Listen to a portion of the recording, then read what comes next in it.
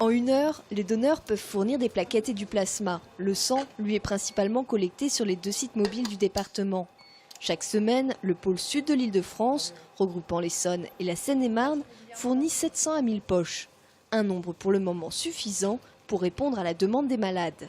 En ce qui concerne les globules rouges, c'est essentiellement pour traiter d'une part les gens qui ont des hémorragies importantes au cours d'un accident de la route, les interventions chirurgicales qui peuvent saigner. Le plasma est utilisé pour extraire un certain nombre de protéines qui sont transformées en médicaments. En ce qui concerne les plaquettes, ce sont des cellules qui participent au premier stade de la coagulation du sang. Avec les vacances scolaires, le froid et les achats de Noël, le nombre de donneurs chute toujours. Au cours de l'année, seuls 3% des Essonniens donnent leur sang et pas plus de 2 fois. Pourtant, les conditions pour être donneur sont peu nombreuses. Avoir plus de 18 ans, on peut donner jusqu'à la veille de ses 71 ans. Il faut peser plus de 50 kilos. Et puis ensuite, il faut être en bonne santé.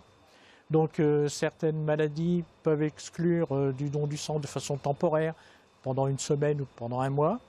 Certains voyages aussi peuvent exclure parce qu'on risque de contracter une maladie telle que le paludisme. À noter, au vu du vieillissement de la population, les demandes en sang, plaquettes et plasma ne cessent d'augmenter.